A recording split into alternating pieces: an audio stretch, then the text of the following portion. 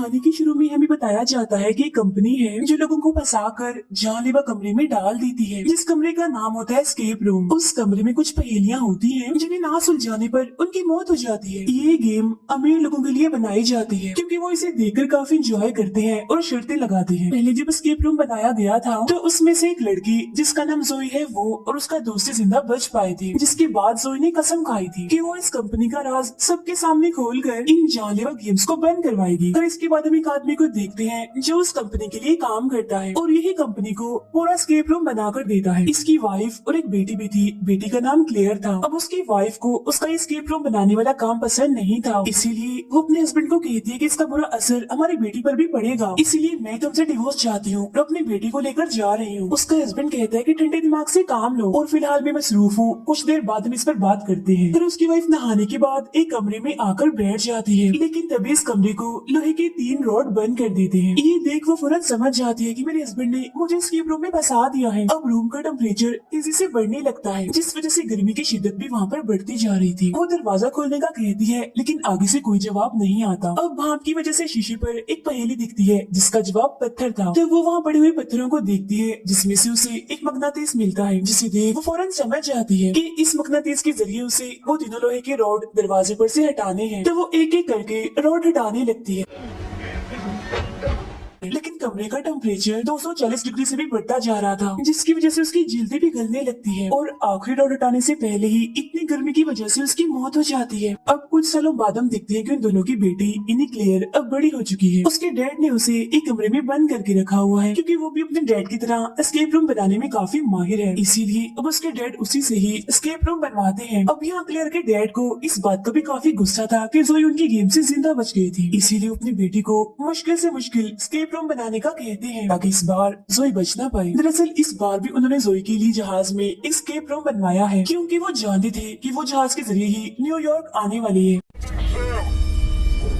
अब हम जोई और उसके दोस्त को एयरपोर्ट पर देखते हैं क्योंकि ये उस कंपनी का पर्दाफाश करने ही न्यूयॉर्क जा रहे हैं, लेकिन जोई को यहाँ कुछ गड़बड़ लगती है, इसीलिए वो जहाज से जाने के लिए मना कर देती है, जिससे उन दोनों की जान बच जाती है। अब ये दोनों गाड़ी के जरिए ही न्यूयॉर्क के लिए निकल पड़ते हैं। रास्ते में एक होटल में रात गुजारते हैं जहाँ जोई के दोस्त को ऐसा लग रहा था जैसे वो अभी भी एस्केप रूम में है, लेकिन हकीकत में ऐसा कुछ नहीं होता, वो बस उसका बुरा ख्वाब था। अब ये लोग एक जगह पर जाते हैं जहाँ एक चोर जोई की चेन छीन कर भाग जाता है। दोनों उसका पीछे करते करते एक स्टेशन पर आ जाते हैं। वो चोर इन दोनों को एक ट्रेन में फंसाकर वहाँ से भाग जाता है। अब यहाँ जोई को कोई गड़बड़ लगती है क्योंकि ट्रेन में सिर्फ 6 लोग ही बैठे हुए थे। वो ड्राइवर का केबिन चेक करने जाती है, लेकिन वहाँ पर भी कोई नहीं था और उसका दरवाजा बंद था। अब इनका डब्बा बाकी ट्रेन से अलग होकर कहीं दूसरी जगह पर जाने लगता है। सभी काफी घबरा जाते हैं। फिर ये डब्बा एक खाली पड़ी हुई सुरंग में जाकर रुकता है।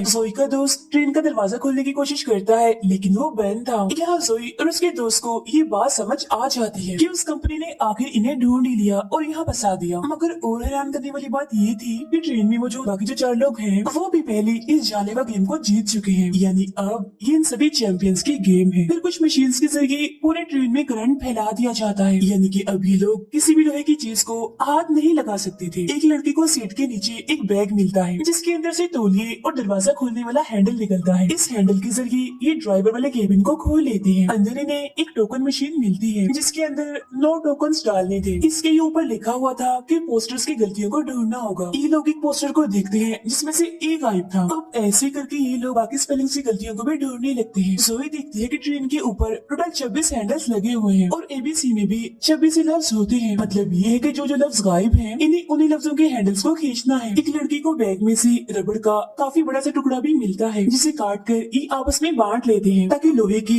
उन हैंडल्स को खींच सके और इन्हें करंट ना लगे। जोई एक हैंडल खींचती है जिसमें से टोकन बाहर आता है, जिससे वो टोकन वाले डब्बे में डाल देती है। इसके बाद ये लोग सभी गायब लफ्जों के हैंडल्स खींच रहे थे, जिसमें से एक के बाद एक टोकन निकल रहे थे, लेकिन हैंडल खींचने की वजह से वहाँ करंट बढ़ता ही जा रहा था।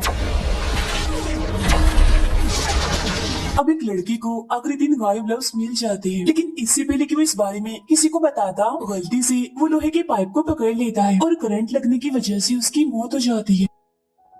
जोई देखती है वहाँ वेलकम बैक लफ्ज बन रहा है, जिसकी आखिरी 3 गायब लफ्ज वो बाकियों को बताती है। जोई का दोस्त जल्दी से उन हैंडल्स को खींचता है और टोकन्स निकलने पर मशीन में डाल देता है। ऐसा होते ही वहाँ एक रास्ता खुलता है जिसके जरिए ये सब वहाँ से निकल जाते हैं, लेकिन वो एक लिफ्ट में आ चुकी थी जो इन्हें जमीन के काफी अंदर ले जा रही थी। लिफ्ट के रुकते ही सब एक दूसरे को अपने अपने बारे में बताते हैं। इनमें से एक लड़का प्रीस्ट होता है, एक लड़की राइटर और एक नर्स थी। अब ये लोग लिफ्ट से निकलकर एक बड़े से स्केप रूम में आ जाते हैं। इन्हें यहाँ से गुजरकर सामने बने दरवाजे में जाना था, तो वो राइटर लड़की बगैर सोचे समझे वहाँ जमीन पर पैर रख देती है, जिससे फौरन वहाँ लेजर चल पड़ती है, लेकिन किस्मत से कोई नहीं मरता। अब ये लोग उस राइटर लड़की को वहाँ से बाहर निकालते हैं क्योंकि उसने अपना पैर गलत टाइल पर रख दिया था। ऐसा होते ही लेजर वापस से बंद हो जाती है। तो अभी लोगों को 10 मिनट के अंदर अंदर उस दरवाजे के रास्ते जाना है, वरना वो दरवाजा बंद हो जाएगा। लेकिन अगर इन्होंने गलत टाइल पर कदम रखा तो लेजर इनको मार देगी।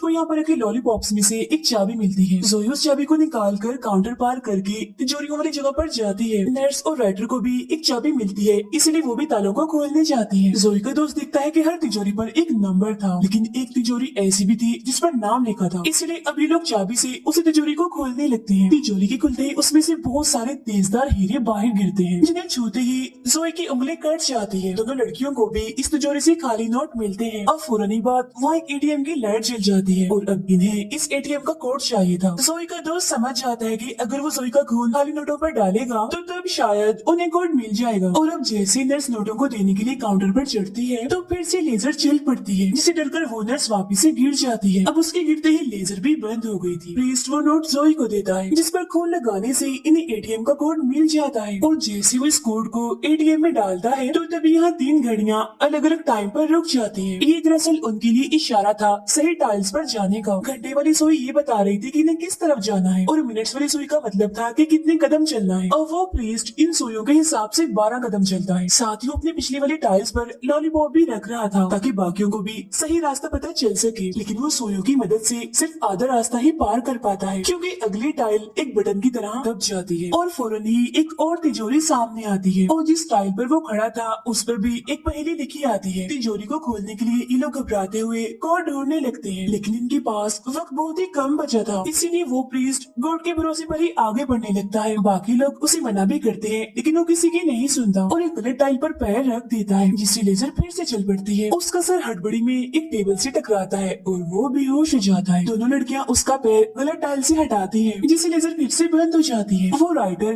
पहले का मतलब समझ चुकी थी, इसीलिए उस तिजोरी के हैंडल को घुमाती ही रहती है, जिससे वो खुल जाती है। अब की बार उसके अंदर से एक नक्शा निकलता है। जोई उस नक्शे को लेकर वहाँ दीवार पर लगे एक डिजाइन पर रखती है, जिससे अब इन्हें बाकी का आधा रास्ता भी मालूम हो जाता है। जोई यही रुककर बाकियों को आगे का रास्ता समझाती है, जिसके बाद ये बेहोश पड़े प्रीस्ट को भी लेकर वहाँ से निकल जाते हैं। जल्दी से जोई भी भागकर दरवाजे की तरफ जाती है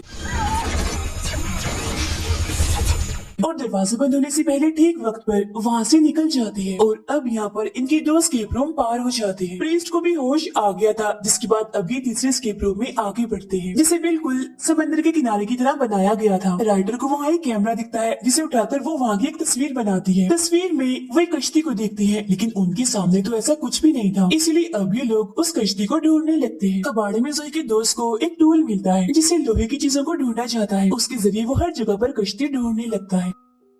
जोई इधर 2 स्टैचूज भी देखती है, जिनमें से एक की आंखों पर सिपियां रखी गई थी, जो काफी अजीब दिख रही थी। तभी वो टूल रेत में आवाज करने लगता है, जिसके बाद ये लोग उस जगह से रेत खोदने लगते हैं और रस्सियों से बंधी एक काफी बड़ी चीज बाहर निकालते हैं, लेकिन रस्सी टूट जाती है और रेत उस रस्सी को फौरन निकल जाता है। अब ये लोग समझ चुके थे कि ये रेत दलदली बनती जा रही है,